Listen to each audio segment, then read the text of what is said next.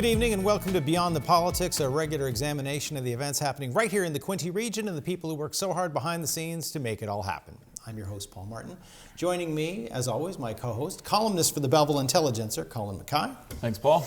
And our very special guest, former Deputy Chief, now Chief of the Belleville Police Service, Mike Callaghan.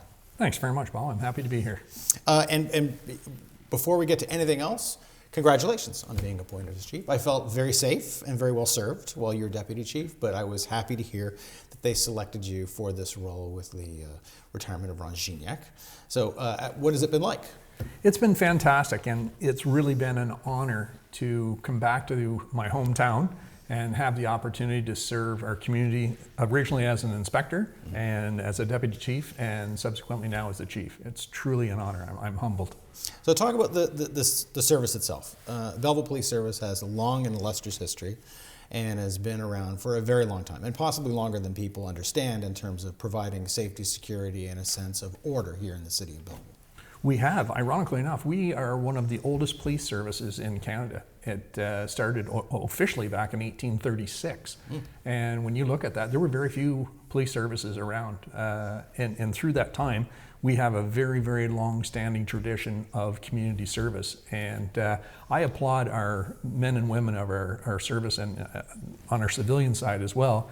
The amount of volunteer work that these folks do above and beyond their regular duties is absolutely unbelievable. And you hear great stories about the compassion and empathy of our officers and our members on a daily basis. So how many people do we have uniformed and also civilian? So we have 94 sworn officers, and then we have approximately 56 civilian members. And the one biggest one being, and what has come to light in the media recently, is insulation. So we were talking about this beforehand. It was stated through the media that insulation was removed from the design, or at least that's a story that came out. But what you indicated to us was that may be a slight misperception. Can you clear that up for us? I certainly can, and thank you for asking that question because it's critically important to get this information out there.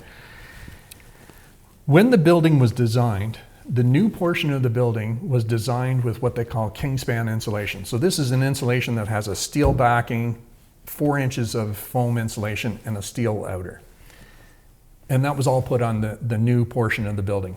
On the original side of the building, which is the north side of the building, and technically a portion of the west side, the front entrance, what the intent was to keep as much of the original facade as possible. Including the insulation. Including the insulation. So there is insulation. There is a 2-inch piece of styrofoam SM insulation in between the two walls. So there's an outer wall, there's the insulation, and then there is another cement wall that's a reinforced wall to make it post-disaster standard. What I had asked for was for the kingspan insulation to be continued along that north wall and for consistency purposes. However, the decision was made to ensure that they kept as much of the facade as possible. The insulation that is there met the standards as per the building code. So of that time? Of that time, but even now. Okay. Even now it meets the building standard. So it was really very, very difficult at that time to know that there was going to be challenges with the offices along that wall due to the temperature. So we're at a stage a year later where we've gone through one full winter and recognized that we need some additional changes to the outside insulation, as well as we're bringing in an expert to ensure that our rooftop heating and cooling units are working at the maximum capacity and being the most efficient at providing both heating and cooling. So you're basically adding insulation to insulation that's already there. Exactly. So it was in addition to. It wasn't as if any... So nobody took any insulation out? Nobody took any insulation out. There was no one would do that.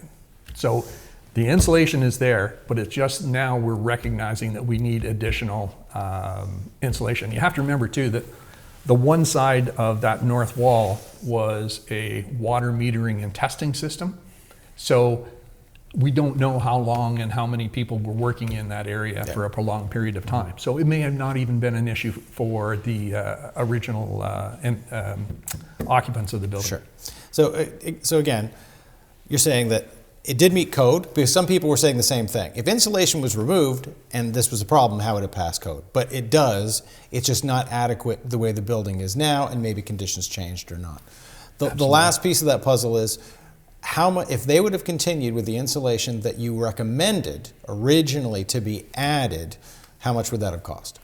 The estimate that I was given was $174,000. And ironically enough, I ended up having a meeting with the architects today, and they are looking at it's a system called IFS. So it's EIFS, which is External Insulation Formatting System. It really doesn't matter. Yeah. And so it's going to be much cheaper than the $300,000 or $360,000 that was projected for the Kingspan insulation. So we're just waiting for an estimate. I really don't have it right now, but it's going to be significantly cheaper than the original estimate. So the architects are giving you a cheaper option. A cheaper option that's equally as good and durable. And it will meet code. Yeah, but it meets code even today, and that's the ironic part. So the two parts that changed are, insulation was never taken out of the design. No. It just wasn't added in when it was suggested, but not necessarily recommended, because it was up to code before. And from even the last council meeting, when they said to fix it, it would cost $300,000 or $350,000. There's going to be a cheaper but equally effective option that's presented, but we don't have it yet, and hopefully that'll come before them for the next meeting, which will be in December. Absolutely. Okay. So, how about enhanced capacity for the future? Because you said we're a growing city. You're going to be adding officers. How much space is there in this new building to continue to grow and develop? Because I'm sure you'd be the first to say the old building was retrofitted. Let's use that word. That's kind. That's retrofitted. Yes. Many times, many times over the years, far longer than it should have been, in my personal opinion. How much longer will this building serve its needs well? I believe that that building is going to serve the needs of our community for at least 30 years. And the life cycle of that building will likely be 40 years, but the way it's designed, we were very fortunate to have the landmass we do, because we could always take and put an addition onto the current building. Day-to-day policing issues, let's talk about body cams. They're in the process, that's another hot issue. They're in the process of rolling out right now. Not all forces have them yet. What was the importance of adding it? And I saw the community survey where 90% of people were behind the idea, so it seems like the public is willing to accept them as well. I think one of the great assets of that is moving forward, we're going to be able to take that documentation and give it to the courts. And you know how they say a picture's worth 1,000 words? Well, a videotape and audio tape is likely worth 1,000,000 words. And it's going to assist in the prosecution of cases. It's going to assist in a very, very quick resolution in public complaints. And in the event that our officers have acted inappropriately or have done something wrong, it'll be a training opportunity as well as our opportunity to hold those officers accountable for their actions.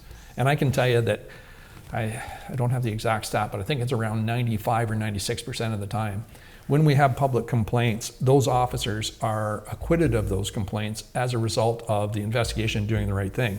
We'll now be in a position to be able to show exactly what they did, how they did it, and the reason why they did it. And a perfect liar will be on tape going, you can't really, it's pretty hard to, oh, I'm sorry, it doesn't really agree with what the word versus the video doesn't match. And we've had that already. We've had instances where people have made allegations that the officers have done something and it's not factual at all. Without further ado, we'll get to some of the tougher questions with Colins Corner. Well, Mike, here we go. Okay. You won't have to de-escalate me with us, these questions. So do you have a particular beverage that you like? I would have to say that I really don't drink anymore. My beverage now would be a flavored water, or potentially I treat myself with a Diet Coke, but that's pretty well it. I'm pretty boring. And you said no coffee. No coffee. Which among the policing profession must make you pretty rare. I'm an anomaly. I am a real anomaly. I quit drinking coffee a long time ago, switched over to green tea, and never went back. Well, we were talking about the canine unit, so perhaps you're interested in dogs. Do you have another animal, or are dogs part of? We do. We have my wife, when she moved down here, she actually purchased a miniature golden doodle and had the dog trained and is certified as a therapy dog. So this dog is unbelievably intelligent. I thought my Chesapeakes, when I had them for hunting, were phenomenal animals, but this dog is unbelievably intelligent and has an innate ability to know when someone is stressed, and will go in and comfort them. And tomorrow, I'm bringing the dog to the police station, and ironically enough, the dog's name is Zoe, and she'll take and wander through the police station, and if she'll get up and she senses if someone's stressed, and she'll jump up on their lap and just bring them right down. Unbelievable. Excellent. That's positive. It is. So, and police have to drive vehicles. So, do you have a particular car or make, on a professional versus personal level? Is there anything that gets your interest? So, for me, I'm an avid angler. I fish a lot, and as a result of that, my personal vehicle is a pickup truck, and I need that pickup truck to pull the boat because it's a fairly large boat, and I have historically been a Chev guy, but truthfully, I'm not loyal to any brand. Whatever the best vehicle is that year, that's the vehicle I buy. And you get a chance to go out on the Bay of Quinte very often? I'm out on the Bay of Quinte and Lake Ontario starting from April, and I literally just put my boat away yesterday. So right up until freeze up, I'm... a little chilly out there right now. It's pretty fresh. It's pretty fresh. The end of the fingers don't last too long in the water, that's for sure. All right, my last question for you, Mike, is if you had a wish, or what would you wish for? A positive, some kind of positive in the country, in the world, just sort of a lob, but it's... Sure. I think, Colin, my answer to that would be a global understanding. And what I mean by that is, right now, we've gone through so many changes in the way that people look at the world. And I believe that the empathy, common sense, and compassion is something that has been diminished. And I don't know if it's as a result of world events or whether it's society kind of imploding on itself. But we need to rekindle those values. So a little bit more kindness and empathy, perhaps? Absolutely. And looking out for each other, and looking out for your brother and your sister, and helping and supporting those who are less fortunate. But just a compassion and understanding that everybody is different. Every single person has different values and different appreciations and even different religious beliefs. And I guess the word I would use is inclusivity. And that is something that we have to focus on as a community. I don't know if you've heard me speak on inclusivity before, but we need as a community to reflect on that and reflect really, really hard. I was going to ask you about the LAR trip, but apparently, unfortunately, we're not going to have time. But was it a good trip, just quickly? Yes, it was. We learned so much. It was absolutely incredible. One of the goals as a result of being in LAR is that my goal is 30 by 30. So what I mean by that is by 2030, I want to have 30% of our police service that is female. Okay, great. This has been Beyond the Politics with Belleville Police Chief Mike Callaghan.